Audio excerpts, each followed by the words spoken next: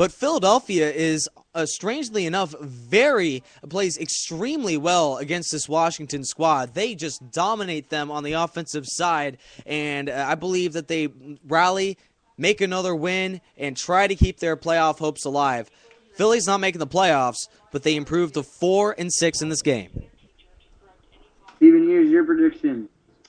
This is going to be an easy one for me, in my opinion. I'm going to go with Washington. Eagles are falling apart. They're not going to make it to the playoffs this year, obviously. Nick Foles, I don't think he's really going to have a good game, especially in his first start in his career.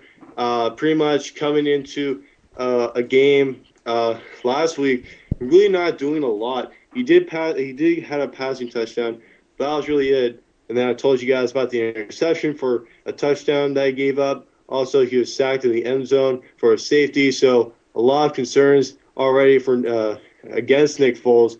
And I'm going to go with the Skins on this game. Yeah, I think I agree with you on. I can't agree because I think Philadelphia. I think Foles will have a breakout game, and I think Michael Vick will be second string that in the weeks to come. Okay, so our next game we're going to get to is the Saints and the Raiders in the Coliseum in Oakland, California. Who we got in this game, guys? We'll start with Robert. I got the Saints because the Saints have an easy game. As the Raiders had they just been horrible on every end. Run DMC didn't get to play. Jared McFadden and Carson. I mean, Carson Palmer had a good game, but just not good enough. And I give it to the Saints because you have Drew Brees, you have Colson, Moore, and Graham there for the passing. So when you look at it, the Raiders don't even have a really good defense whatsoever. But also the Saints don't really have a good one either. But I think when you look at it, the offense is going to win the game in this one. So I give it to the Saints. And I want to apologize because I said the Saints have the second worst defense in the NFL.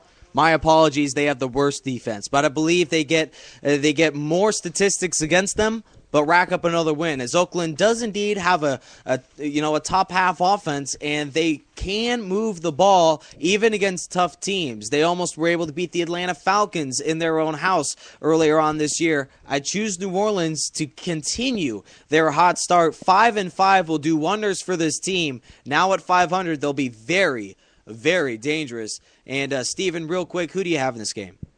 I got the Saints easy. Their offense is going to be way too much for this Oakland defense, who like I said before, have really struggled, especially in their secondary after letting go Nnamdi Asomugha. So I got to get this game easy to the Saints. Speaking of offenses that will not be stopped this week, Denver is the host for a matchup between AFC West rivals San Diego and the Denver Broncos. Top 5 offense, Peyton Manning will get the W. Saying straight out, I believe that San Diego Chargers are in big-time trouble. 4-6 will certainly be digging themselves in a huge hole. Steven, would you agree? I agree. I'll go with Denver in this game. San Diego obviously got the loss in Tampa Bay last week. Rivers, he had a particularly good game if you're a fantasy owner, but if you're a quarterback for the San Diego Chargers, Phillip Rivers did not really have a good game. Giving up a pick six that really turned out to be the costing point that really cost the Chargers the game. And then obviously Norv Turner really getting pissed off at the media after the game. So I'll give this game easy to the Broncos. They're playing better football than the Chargers of late. And just a really quick update on the Thursday night game. It's 10-7 Buffalo with 4 minutes remaining in the first quarter. And Robert, who do you have in this game between two high-powered offenses where one has turned the ball over way more than the other? I got an upset pick, guys. I got the Chargers. I think the Chargers will win. I think Phillip Rivers, he hasn't had a bad season. He's actually been a good QB. Maybe he didn't have a good game last game, but I think he will do good against the Broncos this week. And I think Ryan Matthews will get some really good carries and get some really good rushing yards next game.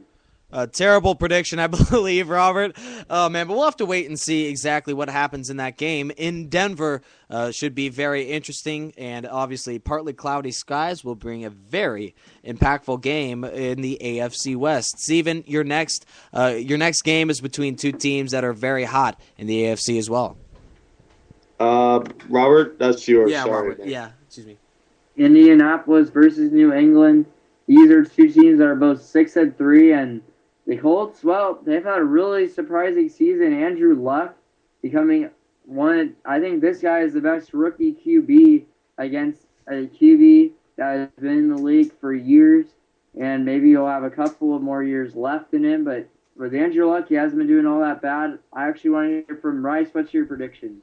Indianapolis will certainly be guns a-blazing in this game, and I believe the New England defense will not be able to stop a team that, with Andrew Luck at quarterback, has been throwing for nearly the most yards in the NFL. They're 5th overall in offense and 8th in passing. I believe that will be the key in the Colts winning this game. Upset selection, both teams 6-3, but Indianapolis, I believe, has the offense to reckon with Tom Brady and these elite Pats. Steven, your pick? I'm going to go right on board with Nick's decision. I'm going to have my upset selection right now. Colts over Patriots. The Colts, they are looking really good. Their only bad loss they've had all season was against Jacksonville. And ever since then, that was really early in the well. year, too. They beat Green Bay, and they're looking to continue to have a great season. And I got them in the playoffs possibly if Andrew Luck continues to do well. And I think that the Chuck Strong motto is going to continue and will be successful as they stop by Gillette Stadium this week. Obviously, you got a high-powered matchup there. Steven, what's the next prediction segment that you have? It's another big-time partly cloudy performance on a Sunday night. It's Sunday Night Football. Everybody loves Sunday Night Football, but it's not as big as it could have been if Ben Roethlisberger was going to play.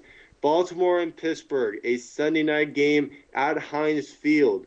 Roethlisberger is out, so Byron Leftwich will start for the first time in more than 4 years. And let's start with Nick Rice on this one. It's the Ravens. It's the Steelers. It's an AFC North showdown. Who do you got in this game, Nick? Let's not forget that Baltimore is facing injuries, too. Haloti Ngata's facing severe time on the bench. Ray Lewis out for the year. That's the emotional leader of Baltimore. I am very hard-pressed to choose against Baltimore in this game, and I believe down the stretch, Baltimore might make the plays that will win this game because Byron Leftwich, let's face it, guys, is not a quarterback that the Steelers will win very many games with. The Steelers will probably win and make their way into the postseason at an 8-8 mark, but let's drop to 6-4. I have the Baltimore Ravens improving to 8-2. Robert? Let's see. I got Rice. I agree with you. Baltimore's got this one. Without Ben Roethlisberger, their offense just won't be there. They have a good defense, but I don't think without the offense, the defense has to do all the work. So I got Baltimore, and Baltimore has one of the greatest defenses in the league. This will be a unanimous vote as Baltimore will win this game out of the 3 picks that me, Robert, and Nick had. So, Nick, you have the last game on Monday night. And certainly this team, both these teams, are faced their fair share of quarterback injuries, and it starts up front with the Chicago Bears. They probably will not have Jay Cutler in this game, and an offense that's the bottom 5 of the league hasn't really needed to move the ball. They're 7-2 thanks to that high-powered defense. But in this game between two defensive football teams, I think you can agree that less than 40 points will be scored between the bunches. And I believe in this game between two teams that have similar records but are going in opposite directions, I'm choosing Chicago to win this game in Candlestick. I know Robert will disagree, or at least I'm presumably thinking that he will, but I just don't think this passing offense can contend with an elite defense in Chicago. Yeah, Rice, I'm agreeing you. Disagreeing with you on that one. I have their rushing game has been one of the best so far in the NFL. Frank Gore averaging 5.4 yards per carry, as well as Kendall Hunter averaging 5 yards per carry. You know, it's not going to be all the passing. I think when you look at it, their running game has been so good that they're probably that's gonna be the majority of what they're gonna use against the Bears. So I give the W to the Niners. I'll give the W to the Niners too. I think that the Chicago Bears, with the loss of Jay Cutler and the start of Jason Campbell, they'll have a hard time really getting their offense starting, and I think it might take a week or possibly maybe even 2 weeks if Jay Cutler is sidelined for a longer period of time. I think that the Bears will not get past a very good Niners defense that hopefully will be praying for Jim Harbaugh, who just had who had somewhat of a minor heart surgery earlier today. Prayers and thoughts and prayers going to the Harbaugh family for that irregular heartbeat. A big concern as he might not be able to attend the Monday night game between the Bears. So I think that for the Niners, they're going to be Harbaugh strong, and I think they're going to take the win here on Monday night. Obviously, very intriguing predictions as we wrap up NFL tonight here on a crisp November afternoon. And Week 11 is just getting started as far as the playoff push, as so many teams are still in the fight for the entire NFL. We'll whip around for final thoughts on what a Week 10 that was around the National Football League.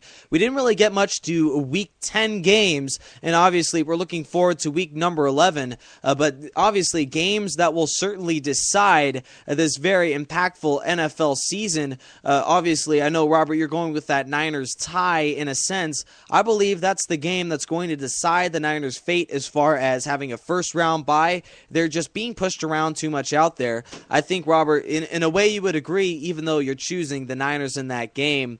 San Francisco is getting pushed around, and that tie just might be the start of something somewhat disastrous in San Francisco. Yes, and I would have to give the Rams that game because if there wasn't those penalties, the Rams would have won that game. When there was a delay game at a 53-yard field goal try, they should have got that, but it was delay game and they were off by a second. So they had to move it all the way back to the 58-yard, and then they kicked it and missed it. And, just the offenses weren't clicking in that overtime, and all you need was a field goal to win. David Akers just a 38-yard field goal, which is probably the most disappointing thing I've ever seen out of David Akers this season. But also a win that really stood out here to me. 31-13, the Bengals beat the Giants, and everyone thought the Giants were going to win this game, but the Bengals came out with really good offenses. A.J. Green been a really good wide receiver this season. And, the Bengals are a good team. They're good, but, people just count them out as an okay team. And the Giants' woes in November continues, but I'm far from marking off the Giants as a team that will choke in the postseason. Last year, similar story, but a constant playoff success with Coughlin being the head man in New York. Final thoughts for Stephen Hughes on a Week 10 that was, and a playoff push that includes so many teams trying to make their postseason mark in the NFL. Two big headlines, in my opinion, in Week 10 was, first off, the Falcons' first loss of the season against the Saints. The Saints were really playing well in the beginning of the game. The Falcons were starting to come back late into the fourth quarter, but could not get the job done. Really, the Saints' defense were at its best when it came down to the last minute. So give props to the Saints, and hopefully their success from that game and from recent games will continue on throughout the rest of the season and possibly into the playoffs. And then the second one is the concern about concussions. 3 quarterbacks got concussions in Week 10, Alex Smith, Michael Vick, and Jay Cutler. Obviously, that is a concern recently that the NFL has been put to blame on by active players and by former players. And it's a real concern to all levels of football. But hopefully Roger Goodell was at Harvard and talked about how the NFL could be safer in head injuries, in injuries overall, in hits that players take among other players. So hopefully that could be taken care of real soon so the NFL could be a safer environment for these players, risking their lives possibly if one hit really ends their career or their life.